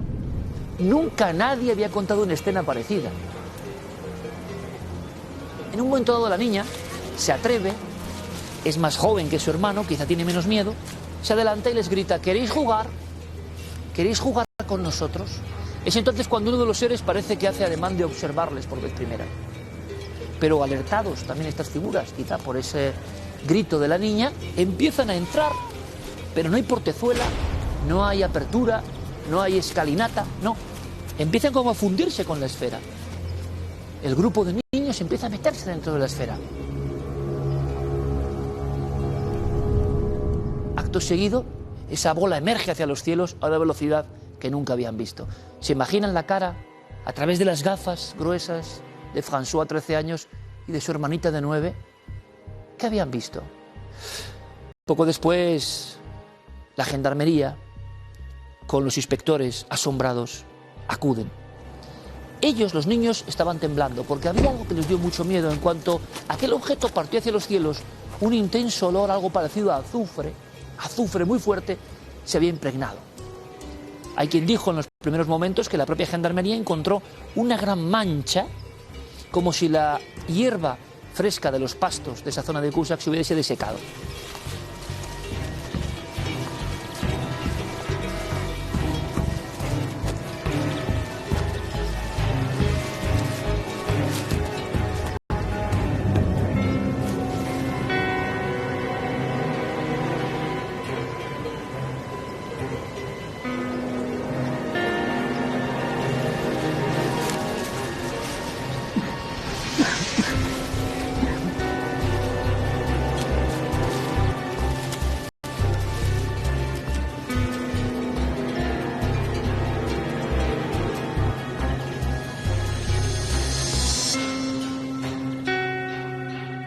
Hubo interrogatorios, los niños jamás tuvieron diferencias, los niños dibujaron a su forma los seres, los niños coincidieron en todo, los niños quedaron marcados de por vida. Este caso se contó como encuentro con demonios. Dice, aquí ocurrió 2 niños franceses, una experiencia remarcable, importante, con el investigador. ¿Qué es lo que ellos dijeron? ¿Qué es lo que ellos decían, no? Bueno, pues lo contaba una publicación fundamental que tenemos ahí, Flying Saucer Review. Y a partir de este instante el caso se convierte en un clásico de la ufología francesa, que no hay ufología como la francesa, o sea, son casos impresionantes, documentados. ¿Por qué? Porque la policía tenía la GEPAN, un departamento que cuando alguien veía esto, iba a la gendarmería e informaba. Por tanto, poca broma en Francia con la policía.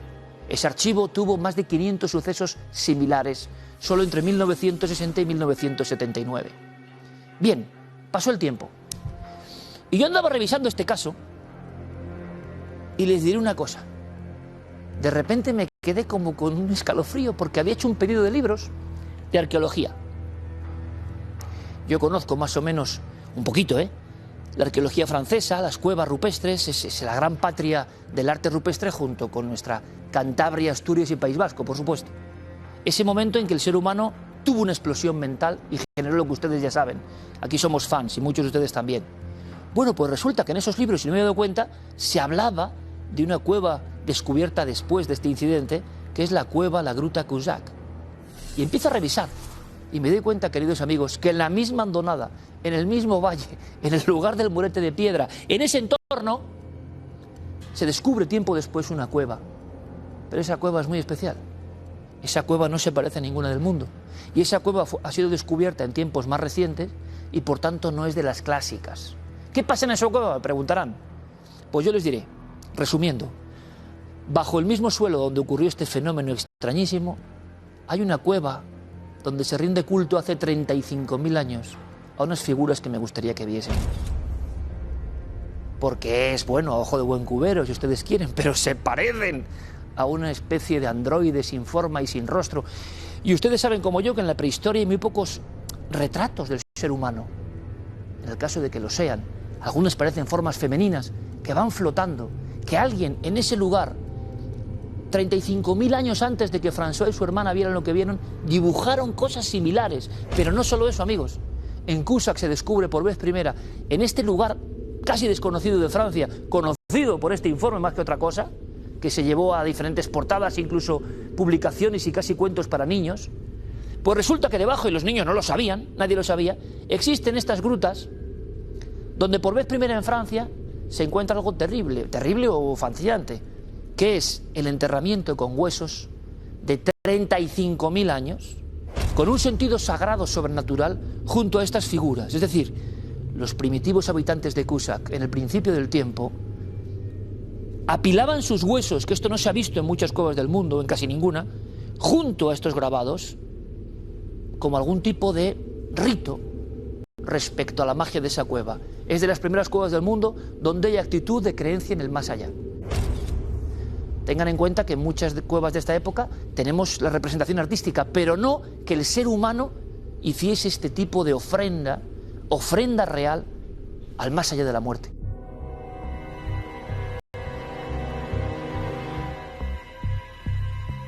Bueno, imagínense mi sorpresa, queridos amigos, cuando veo que superponiendo los calcos, el lugar de uno de los casos más impresionantes de Francia es la misma comarca, el mismo entorno, la misma hondonada, donde bajo tierra ocurrían otros misterios. Y al final siempre estamos con lo mismo, ¿no? Lo que nos parece moderno, el suceso visto con las gafas de hoy, lo que parecen ser extraterrestres, quién sabe si serían las mismas fuerzas a las que adoraban nuestros antepasados. Los antepasados de esos mismos pastorcillos, quizá también a su manera, veían estos seres y los grabaron bajo la tierra. Las coordenadas se juntan y yo creo que es una sorpresa maravillosa que, como la he vivido, quería mostrársela. Nadie había hilado, ¿no? Quizá no tenga nada que ver, pero es el mismo lugar exactamente. Bueno, y ustedes saben que, por ejemplo, en nuestro país el fenómeno demonios, como se llamó a las figuras de Francia, porque ¿qué se iban a pensar? Pues bueno, al final los niños acabaron aterrorizados, yo creo que también un poco por el entorno, diciéndoles que habían visto algo sobrenatural, preternatural, maligno. Bueno, si les parece, vamos a hablar un poco de lo que eran demonios, no muy lejos de aquí, nos vamos hasta Guipúzcoa y se van a sorprender con el siguiente relato, porque de este caso vamos ahora a los archivos de la Inquisición, ya verán qué sorpresa también.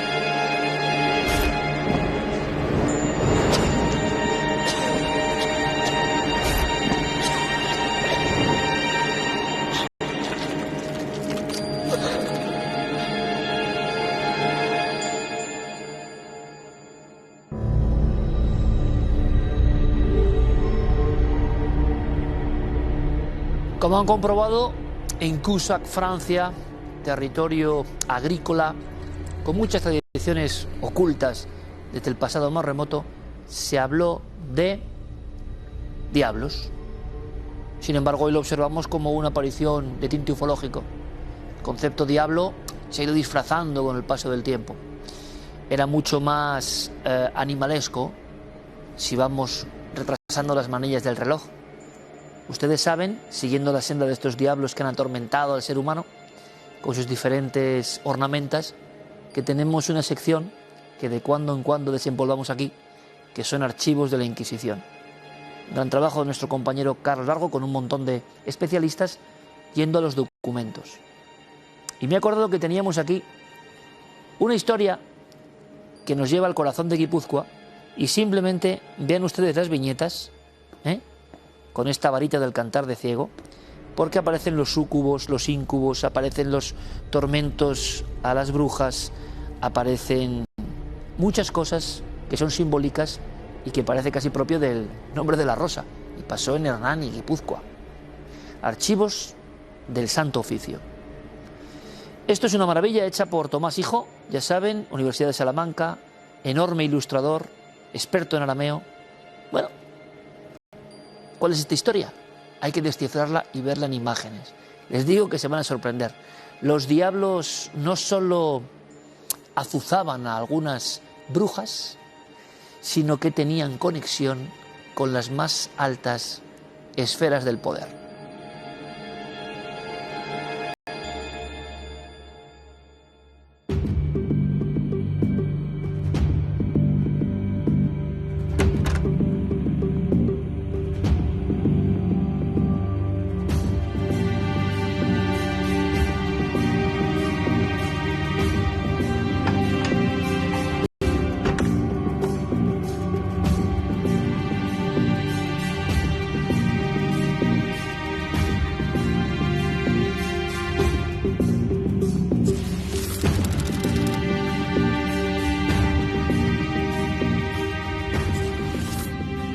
Nos encontramos en Hernani, San Sebastián, en el año 1641, donde precisamente pues va a haber un proceso de inquisición contra Ana de Lezcano, una mujer que era considerada hechicera, y que cuando se estaban leyendo los edictos de fe y de anatemas en la parroquia de Hernani, y después que el sacerdote había dado el sermón, esta se puso a gritar y a saltar de banco en banco hasta llegar a otra parroquiana que asistía a ese oficio, que era precisamente otra hechicera, que era Mariana del Vino, a la que acusa de que esa bruja la tiene hechizada. Ella dice que está poseída por 13 demonios, que a su vez estos demonios tienen 6.000 diablos cada uno. Y lo que cuenta esta mujer pues es algo bastante curioso a nivel histórico. Ella habla que resulta que en la corte real, en Madrid, estamos hablando del reinado de Felipe IV, en el Palacio Real, pues Felipe IV está rodeado de demonios, porque querían acabar con la monarquía y después acabar con la cristiandad. Y que además uno de ellos se transforma en mujer, en una mujer joven, doncella bellísima, que se acuesta con Felipe IV. Se acuesta con el mismísimo rey, bueno, pues transformándose en lo que son los íncubos y súcubos en este caso.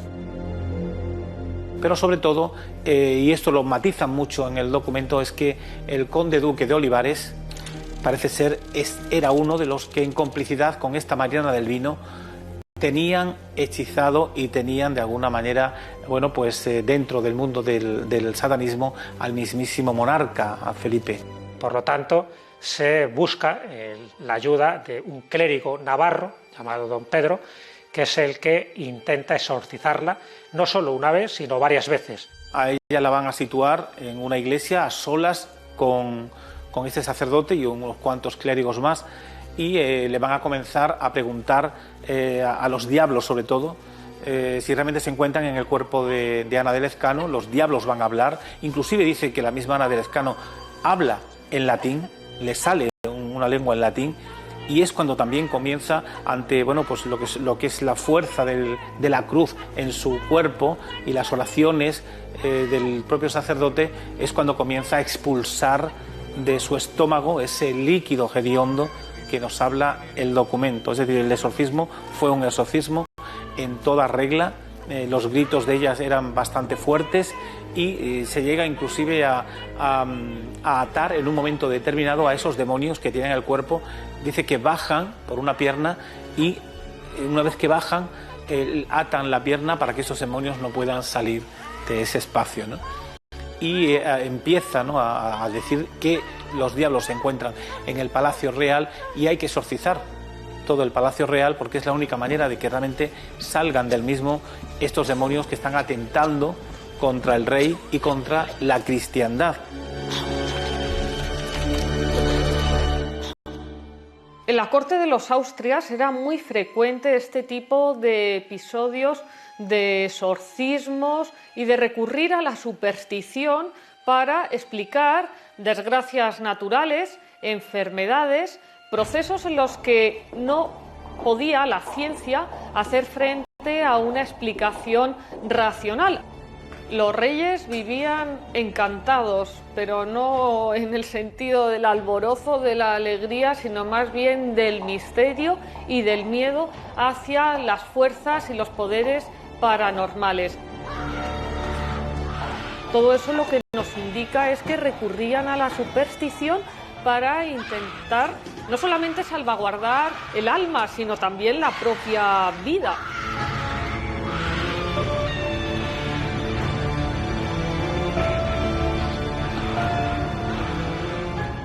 La España de los Austrias, en aquel momento estaba Felipe IV, estaba la reina Isabel y estaba el conde duque de Olivares como valido.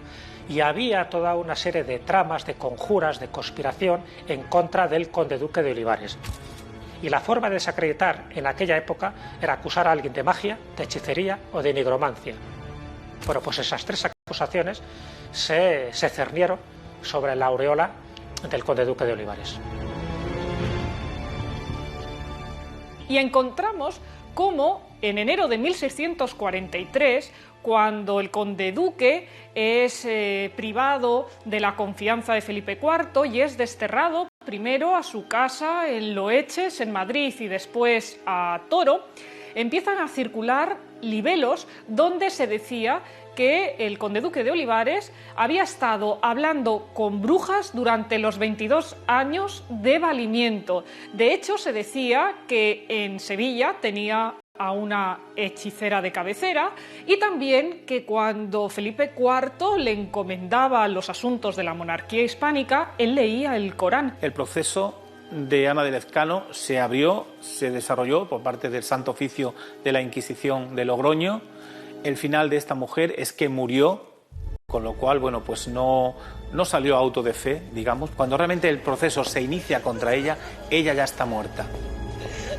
Y Mariana del Vino, que era la otra hechicera, esta mujer sí se le va a abrir proceso de Inquisición y va a ser condenada precisamente como se condenaban a todas las hechiceras, a ser azotadas con 200 azotes, 100 que le darían en la villa de Hernani y otros 100 que le darían precisamente en Logroño, como escarmiento, ¿no?, ante los que veían, esa multitud que veía el auto de fe, que sirviese de catequesis callejera, ¿no?, y sobre todo diciéndole, oye, cuidado que lo que estamos haciendo a esta bruja también os lo podemos hacer a aquellas mujeres o hombres que vayan por estas veredas del príncipe de las tinieblas y abandonen la cruz.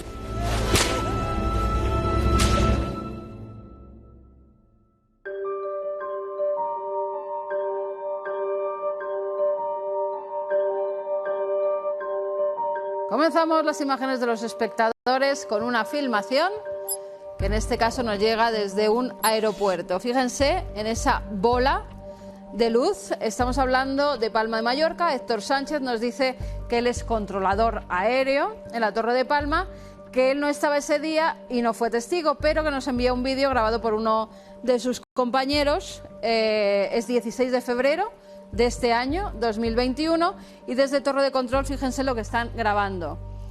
Yo no sé si en ese momento hubo, porque me recuerdo unas imágenes muy famosas que pasaron como de un ovni, además esto es Palma de Mallorca, pero fue en Canarias, si no recuerdo mal, y es como una bola que luego se empieza a expandir y al parecer era una prueba balística, una prueba con misiles, y a mí me parece un poco parecido. No sé si nos podrán verificar precisamente si había algún tipo de prueba en esa fecha y por esa zona, pero por la forma que tiene redonda y luego lo que sale, a mí creo que es muy similar. Y lo que nos dice este amigo es que estuvieron comentando el avistamiento por frecuencia para confirmar que todos estaban viendo lo mismo, y efectivamente todos estaban viendo lo mismo. No hubo señal de radar en ningún momento, eso es lo que choca. Y la controladora que estaba en frecuencia me comentaba después que el objeto simplemente dejó de estar, no se desvaneció, simplemente desapareció. Ninguno, ni pilotos ni controladores, habían visto nada igual antes. El vídeo que os envío es lo único que pudieron grabar y nos es de gran utilidad para saber qué es por lo que se mueve por nuestros cielos, ¿no? Porque muchas veces hasta son los propios controladores que saben perfectamente y que están controlando el espacio aéreo continuamente y de repente se encuentran con algo que a todos les deja atónitos. ¿Qué es? Vamos a consultar también con nuestros especialistas para ver si en esa fecha, febrero, si no recuerdo mal, vamos a verificarlo, 16 de febrero, 7 a.m., pues con esas coordenadas, con esas fechas, vamos a ver si podemos verificar, si preguntando podemos llegar a alguna conclusión y si se estaban haciendo algún tipo de pruebas que nos puedan decir qué es lo que se estaba viendo y qué está sobrevolando nuestras cabezas, porque a veces, oiga, es que dentro del espacio aéreo tiene que estar todo controlado, o debería estar, ¿no? Cuando no está todo controlado es cuando empiezan a aparecer los problemas. Pero si hay problemas, tenemos a las fuerzas de seguridad. ¿Y por qué lo digo? Pues porque a mí esto me recuerda a un guardia civil, pero vamos, con la capa y todo, de los antiguos, y con su bigote. Marino Sanz, Astirgarraga, en Guipúzcoa, nos dice: por razones que no vienen al caso, he acabado en el cementerio. Pues no sé qué razones no vendrán al caso, pero acabar en un cementerio es por algo. Decidme si en esta lápida no parece que está impresa la figura de un guardia civil de los de antes, con poncho y tricornio. Pues efectivamente, amigo, yo es lo que estaba diciendo. Fíjense, además mirando de estos así erguidos, cuando te miraba así, bueno, yo no lo viví, la verdad, con estos atuendos, porque yo soy más joven, pero cuando las películas se los representa así, con esa mirada al guardia civil, que tenían que poner orden y paz, pues oiga, es que no tenemos otra cosa que decir. Parece un guardia civil que ha salido en la lápida. Ahora habría que investigar de quién es esa lápida, pertenece a un miembro de las fuerzas de seguridad del Estado o no, es una simple pareidolia, que es lo que creemos, que es una pareidolia, que en este caso la humedad y la piedra han hecho que se represente pues a este guardia civil, que a mí, fíjense ustedes, yo veo hasta el bigotillo, no sé si ustedes lo intuyen, pero vamos, yo como que debajo de la nariz veo ahí dos líneas así, tipo pues guardias civiles muy, muy célebres. Así que esta es la incógnita de hoy. ¿Hay alguien en ese cementerio que se haya dado cuenta también de esta pareidolia? ¿Hay alguien más que nos pueda contar la historia de esa lápida, de lo que aparece allí? Pues si tienen la solución o quieren mandarnos más filmaciones como las que nos han enviado los controladores aéreos, que madre mía, mil gracias de verdad, porque pocas veces tenemos acceso a esas filmaciones de todo lo que se está viendo en las torres de control de todo nuestro país y del mundo, que también las hay. Ya saben que hay varias vías de contacto y si tienen la solución a ese guardia civil que aparece, pues también díganos cuál es la historia de ese cementerio o de esa lápida en concreto. Ya saben que hay varias vías de contacto a través del correo electrónico cuartomilenio@4.com, nuestro teléfono de WhatsApp 683-144-183 y como siempre en las redes sociales, que somos uno de los programas más comentados todas las semanas y se lo agradecemos. Nave del Misterio, síganos.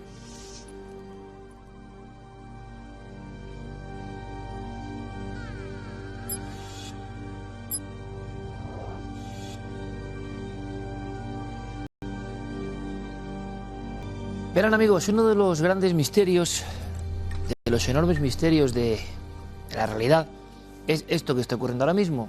La capacidad de comunicación, la capacidad de estructurar una lengua, la capacidad de hablarnos, entendernos, la capacidad de que unas palabras, unos conceptos simbólicos representen pensamientos y muchas cosas, como ustedes saben. Lo damos por hecho, como tantos elementos en nuestra vida, que pensamos que no son tan importantes porque no son innatos.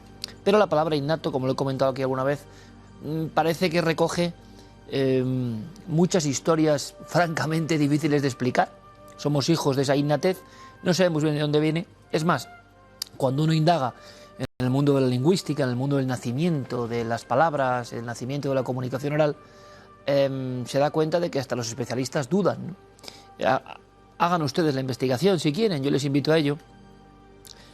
Vean cómo todo el mundo da por hecho que hablar es lo normal, que la lengua se aprende y que es lo normal, pero luego vayan a las raíces de la investigación de en qué momento nacieron las lenguas, en qué momento incluso, bueno, ya impresionante, se trasladaron al pensamiento escrito. Pues es un mundo fascinante. Yo siempre he pensado, tampoco se sabe exactamente cómo fue el chispazo, si es que fue un chispazo, pero que desde la época de las cavernas hay investigaciones donde ya se hablaba, no solo había una capacidad de pensamiento abstracto, artístico, religioso, sagrado, sino que este asombroso milagro que es que yo diga estas cosas y ustedes me entiendan, hay que asumirlo como lo que es.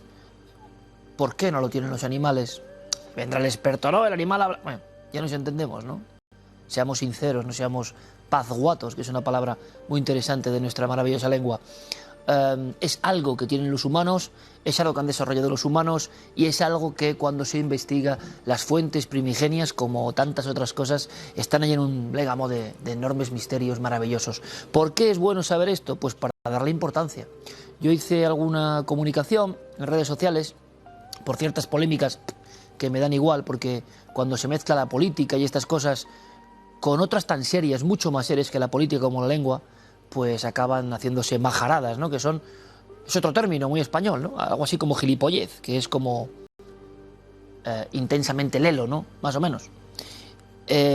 Yo les hablo como absoluto desconocedor, no soy ningún catedrático, ni muchísimo menos, cometo errores permanentemente con la lengua, además soy muy consciente, los cometo muy habitualmente, pero sí les puedo hablar de que la lengua ha sido mi medio de trabajo, ¿no? El lenguaje y nuestro idioma. Además, he sido especialmente malo para... He medio aprendido algunos idiomas, pero siempre mal, ¿no? Quizá yo siempre acusaba esto a que me encantaba tanto mi idioma, me encantaba tanto el castellano, que a lo mejor parte de mi cerebro estaba ya, como no tengo mucho giga, pues estaba ya gastada, ¿no? Y siempre me ha costado con otras lenguas, con el inglés, con el francés, bueno, de euskera durante muchos años, igual también eso es complicado, ¿no? Y bueno, nunca ha sido una de mis artes, desde luego, para nada, pero sí que nuestro idioma, el castellano, me ha permitido ser quien soy y hablarles a ustedes y escribir, entonces le tengo mucho respeto, ¿me comprenden? Mucho respeto. Y, como les decía, para mí el lenguaje, para mí la lengua, para mí el idioma, para mí esta capacidad asombrosa, sí que es un misterio real. Es un no menos, es un algo inasible, que, como decía Mercía Eliade, uno de mis sabios de cabecera en muchos aspectos, en otros no, él decía hierofania, que les he contado alguna de lo que significa, ¿no? Parece algo casi sagrado que se manifiesta.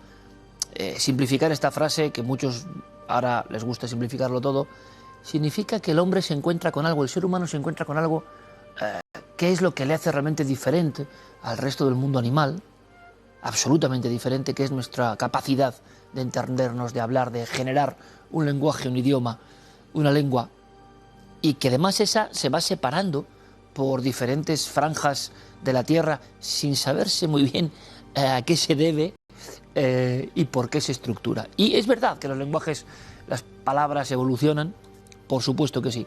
Ahora, a mí me asombraba cómo se intenta es mucho más sencillo politizar que investigar, ¿no? Es mucho más sencillo enfrentar que... Y no les voy a contar cómo está el patio. Es mucho más sencillo enfrentar que comprender, que indagar, que darse cuenta de la maravilla. Cuando tú te das cuenta de la maravilla que es la lengua, la palabra, el lenguaje, cuando tú lo das por hecho, puedes minimizarlo y hacer majaradas, ¿no?, con él. Cuando tú te das cuenta el asombroso tesoro que es el lenguaje, lo tienes con mucho respeto. Había un monje, el monje de San Millán en La Rioja, que nos legó, ¿no?, algunas de las primeras escrituras, primeros conceptos en castellano tal y como lo entendemos, en un monasterio precioso, por cierto. Está Antonio de Nebrija, que nos legó la primera gramática, que es algo absolutamente glorioso. Y yo creo que mucha gente, porque no es que haya discutido, he hablado, que se enfrentan ahora con términos, conceptos, cómo debe ser el lenguaje, pues la mayoría no conocen ni al monje de San Millán ni a Antonio de Nebrija, que eso es algo que me sorprende. Es mucho más esforzado aprender, no solo lo que nos dicen en el colegio, sino interesarse uno por esa herramienta que usted tiene, yo también, que es la lengua, y con ese desprecio, al no considerarlo realmente algo prodigioso, pues lo utilizamos como eso.